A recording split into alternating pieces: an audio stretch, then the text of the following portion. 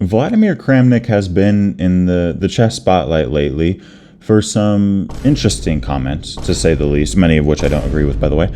But yeah, I mean, Vladimir Kramnik had a great chess career, former world champ, a great catalog of games to learn from. And in the year of 1990, this is before he earned the Grandmaster title, by the way, he played the Czech Pirc Defense. And in that Czech Pirc Defense game, he played a very kind of strange looking move, strange idea.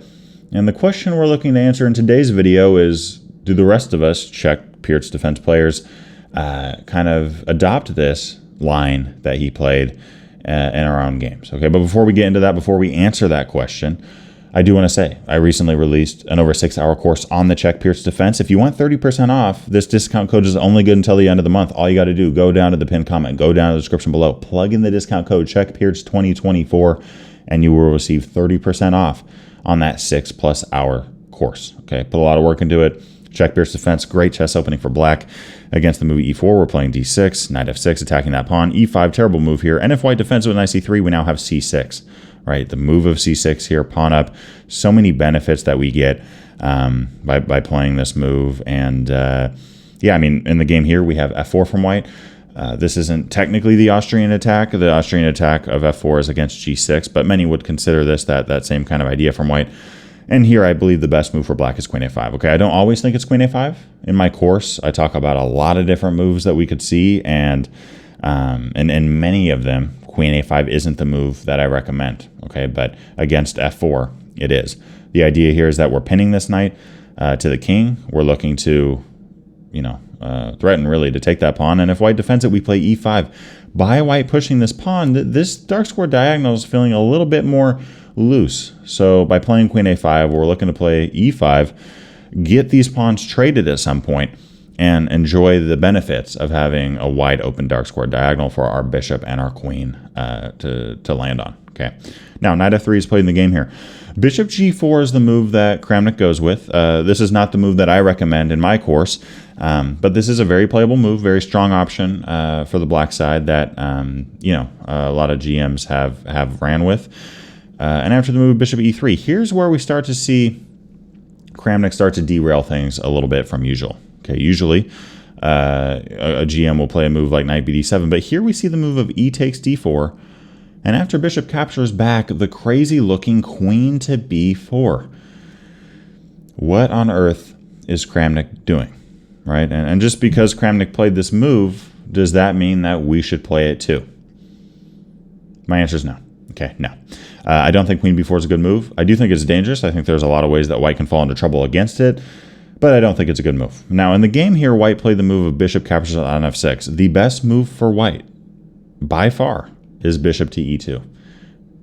Defending this knight and really getting this knight unpinned and allowing the queen to defend the bishop on d4. If we want to take on b2, guess what? a3 and our queen cannot get out. Our queen can't move anywhere without getting captured. And if we make, let's just say we develop or something, there's so many moves here that white can make to trap our queen. Knight b1, rook a2, knight d5. So many moves. Guess what, guys? Our queen's done. The queen's trapped, right? So this is resignable. And going back, if we end up playing knight takes e4, white can just keep developing.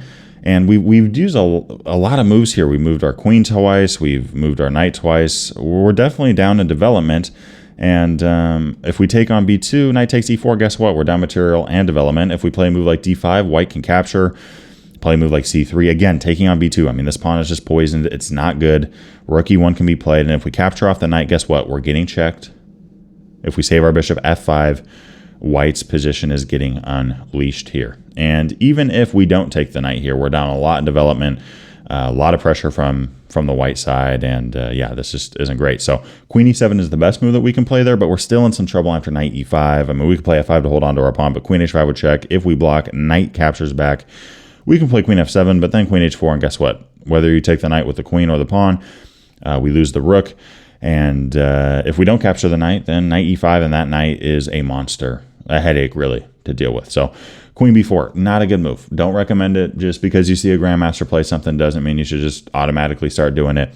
Bishop e2 here is the best move by far for white, but this is a hard move to play. It's a hard move to find A lot of players aren't going to, develop the bishop and then go, oh, okay, I'm going to bring it right back, right? That's just not usually how the human mind processes these kinds of positions. But instead we have bishop captures on f6, castling kingside, queen takes b2 is played, queen e1, good move from white. And here Kramnik should have played the move of queen b6 with check. Okay, queen b6 with check. But after bishop takes f3, white ended up just taking right back. But the reason black should have checked is because white missed this opportunity of playing rook b1. Okay, rook b1, guess what? The queen, if you want to save the queen, you got to move it. Now white captures the bishop, and the queen feels a little bit out of place. The pawn on b7 is hanging. We can throw in a check and maybe save our pawn, but then e5 happens, and guys, we have one piece developed. That's it. White has 6, and we're only up 1 pawn. That's not worth it. So yeah, white here definitely missed an opportunity to play rook b1 and then capture, because when you capture right away, then we get in the check. And once you do kick our queen around, now c7. This is a much better defensive square for the queen, covering e5, covering the pawn on b7. Queen h4 is played. White wants to bring this queen to h5 to really put pressure on f7. If we don't castle before then, our king's stuck on it. If we do castle, f7 is still going to be very weak. So we see the move of h5 preventing that queen from coming in. Bishop c4 is played. By the way, here, we would love to castle, but then we lose a pawn. So that's not very good. What should we do here? How do we allow ourselves to castle? Well, if we move our knight, then the pawn on f6 is weak, right? The whole reason of moving our knight, by the way, is so that our queen can defend f7 so that we can castle. Yeah, again, here bishop e7 is the engine move, but we see the move of rook h6 looking to defend the pawn this way. Still a solid move from Kramnik. And after rook g3, we now see, okay, because of the rook, the knight is free, right? The knight is free to roam. And because the knight is free to roam, we can now castle, okay? Because that pawn on f7 is defended. Now, bishop captures on h5 is played. Not a good move here. There's just so much happening on this file right now. You have a bishop, a queen, a pawn, and your king with a rook eyeing all of it. f5 is the move here. And Kramnik here, very nice chess, just kind of slicing and dicing here, getting that attacking advantage. f6 is played. Now, bishop captures back. Terrible move because we would have gotten checked, and we lose the rook. That's horrendous. So we see the move rook captures on f6. Kramnik here, even though he wasn't a GM at this point, he earned it very soon after, and yeah, he wasn't going to just drop a rook like that. So rook e1, we now have the move king b8. Now, for those of you that are beginners in chess, or maybe even intermediate, maybe starting to hit intermediate, and you see GMs playing moves like this, it's like, wait, why would someone ever do that? It's really to give the opponent less attacking chances. It's to make your king safer, and it's to kind of throw a lot of tactical opportunities for the opponent right out the window for the rest of the game. This move, king b8, has a lot of benefits. For example, just going back to f6, look, if our king was on b8, we could have considered bishop captures on f6, but because the king was here, we had to be worried about check, right? So getting this king to b8, there's just a lot of benefits going forward in that kind of position. And yeah, after rook ge3, here we just see very good fundamental chess. Every single move, Kramnik improves the positioning of his pieces. Knight e6 going after that target. Rook h6 attacking the bishop. Our bishop's okay, but it could be better. All right, let's make it better. Our bishop is better than it was. It's actually a pretty strong piece, but it could be even stronger. All right, let's put it in a better spot. Our queen's okay. Let's attack the rook, right? Every move is improving. c3, and by the way, once you stopped us from taking the rook, guess what? We have f5, forking your queen and your knight. The queen runs away. We end up capturing off, and yeah, Kramnik here, very smooth game. Captures on f4, captures on h5, g4. Beautiful move here, e3. Okay, this is some high-level stuff here. The whole idea. White ended up capturing on e3. I was kind of curious when I looked at the game, like, why not take a knight? If I can take a pawn or a knight, I'm taking the knight. But the issue here is that there's queen d5 with check. And at that point in the game, you can block with the queen or the rook, but then we're just going to take it right off. And if you move the king, okay, we throw in a check. If you block, e2. If you want to take our rook, guess what? We take back with check. We promote to a second queen. And if you capture the pawn, queen takes d4. You cannot take the queen because your rook is pinned by our rook to your king. And if the king moves, guess what? We take on g4. You probably don't want to trade down as white, but you also don't want to get checkmated. So, okay, if you do take off and then you throw in a check, you can throw in checks for a little bit, but at the end of the day, you're just down a rook and a pawn. So following e3, white does capture back. We see the move queen g5, attacking two hanging rooks. White here plays rook e3, defending the rooks, pinning this knight to the rook, and Kramnik goes, you know what? Take the rook, I don't care. White does that, knight takes g4, white resigns the game here. The rook's attacked, but it turns out if you save it, knight f2, this isn't just a powerhouse fork. This is checkmate. The game is over. So let's say white tries to stop the checkmate. Well, then we throw in a little move like queen d5, and once you block, we can capture on d4. Your rook is still attacked. And let's say white sees that, and they go, you know what, I'm going to save my rook. Well, okay, if you save your rook, now the problem is you have knight f2 check. Then knight takes h3. This is a double check, so you can't block. In this case, you can't take either piece.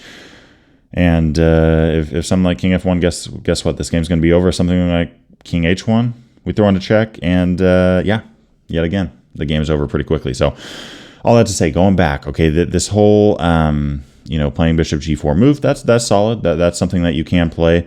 You can